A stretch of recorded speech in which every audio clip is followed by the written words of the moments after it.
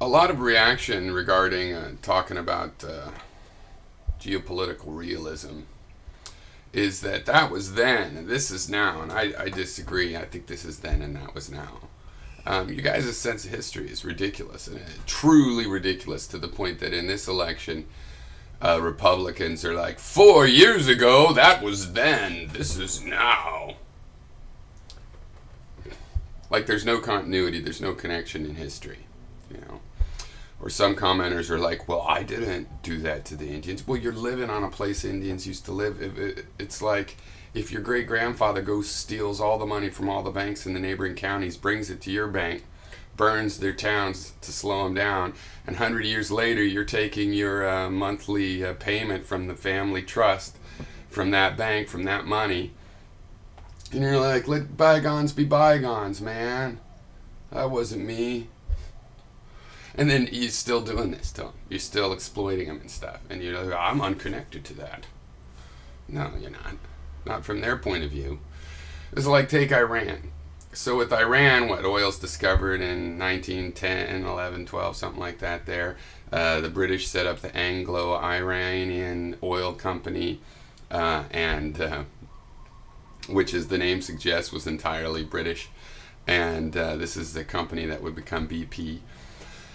And they didn't train Iranians, they didn't treat them well, they didn't pay them a fair price for the oil, and then they even used accounting tricks to pay them less than what they'd agreed to for the oil in the first place. They didn't nurture or create a local engineering community. They treated the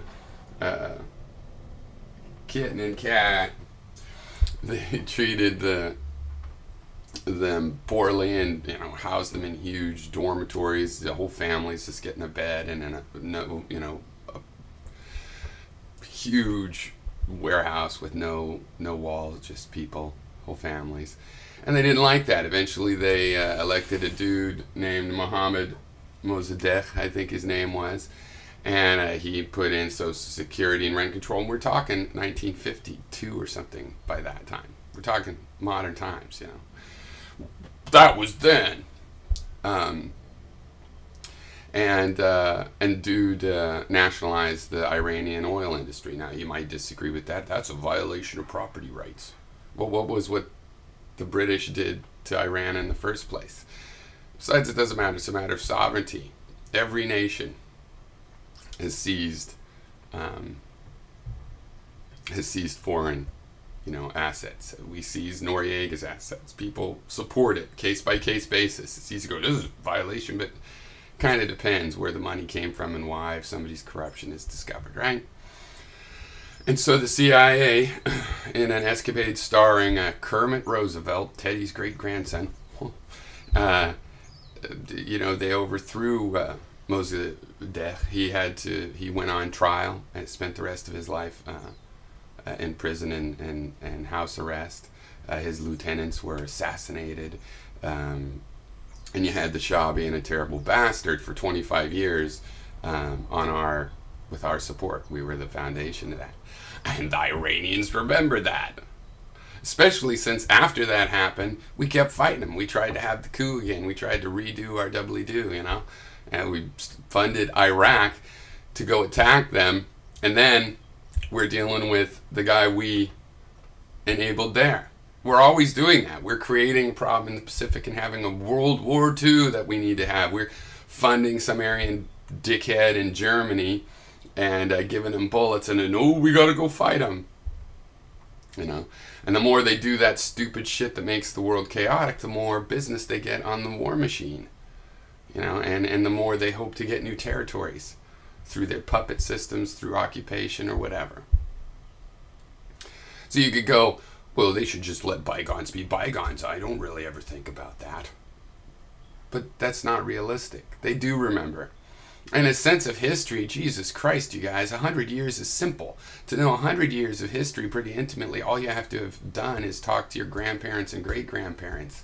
200 years is the near history, where all you need is to hear the stories they heard from their great-grandparents. I think it's informative to have, a schema for, 2,000-3,000 years, maybe 10. But for sure, the last 100 years, for sure, 5 years ago, for sure the policies of 5 years ago that failed are relevant to electing a guy that still believes in those policies. No, that was then, that was history. You can't prove things will happen the same way they happened way back then, surely.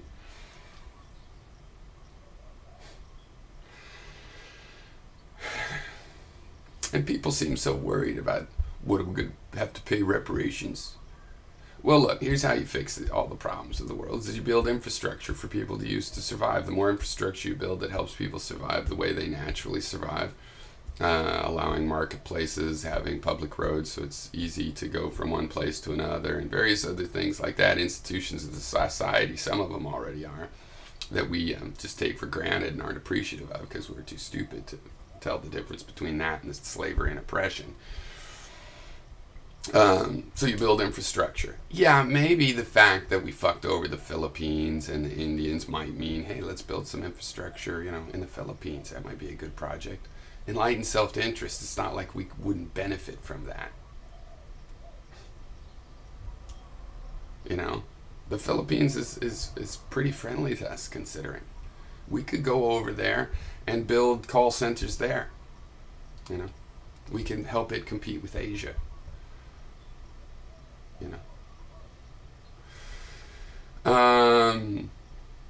Why not? But I'm not really saying there needs to be a reparation. You just need to face facts. You just need to admit and face facts. And this stuff that, even the liberals and the historian types are like, oh, well, everybody, we're not the devil. Facing the fact that we did horrible things doesn't make us the devil or the only devil. I'm not looking at it that way. Let's look at everybody's specific stuff. I'm just not foregoing, well, everybody did that, so it doesn't matter what happened. That's, first of all, not true. Second of all, that's not going to work if you want to understand the rest of the world. And you're telling me, don't bring this up, so what? We aren't the round-eyed devil. And you're in a world where we're still invading Iraq, and our leaders that are supposed to be educated in this stuff are expecting flowers and candy to be thrown at us. That's geopolitical naivete right there. Or was he just lying to us? Well, it looks like from this Roosevelt example and many others, that there's some delusions out there. There's some delusions about destiny and race purity and all kinds of delusions, probably many we haven't discovered, that are going on now. New ones that drive people to irrational ideas. And I think if we just face facts more, that we did things as bad as what the Nazis did in the Philippines, right? Not like, well, everybody had this or that idea. No, not everybody had the idea of a racial superiority. A lot of people had an idea of racial opportunism.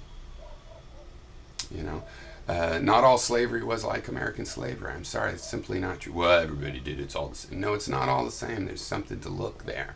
And if you're in a culture that's like 4 years ago, surely nobody was alive then. Who would remember that? What relevance does that have? And to me, it's part of the whole thing. Everybody's like that. Oh, don't pick at a wound. Just move on. No. Think it over. Figure it out. That's your life. That's your soul. That's all you've got. Why go on living if you can't handle your own memories? Right? You have to handle your own memories, no matter how terrible they are. About you. But it wasn't me. No, it's just, the people that gave birth to you. The people that arranged for you to have, your little California townhome at the site of an old Indian village. And the Indians weren't all killed off by the soldiers. I mean, the way they were finished off was disgusting. Your stray thug wandered around, could find a bunch of Indians, a little Indian village, and just rape and pillage them, and there's not going to be anybody doing anything about it. I think his name was Ishi, this last Indian discovered, wandered into town in Fresno, I think it was, ended up spending the rest of his life at Berkeley, sort of a living anthropological experiment. He was a Central California Indian, Native American, and I do like the term Indian, but Native American, and You know, I mean, the way his village went down was right before winter one time they got raped and pillaged. They couldn't make it through the winter. All the kids died. And then there was a bunch of people just growing old for another 10 or 15 years. When everybody but Ishi had died, he went in. He went in. You had tons of peaceful little villages that had been trading and everything for such a long time. And it's disgusting the way they were taken out and treated. And it's special. All the ways are unique. You know, when somebody is killed a certain way, and you go, oh, well, lots of people get raped and killed. Well, yeah, it's just an excuse because you find it too painful to face reality. In reality, if you would just face it, there'd be straightforward things to do. And yeah, the fact that everybody has some crimes is why the world's pretty forgiving, right?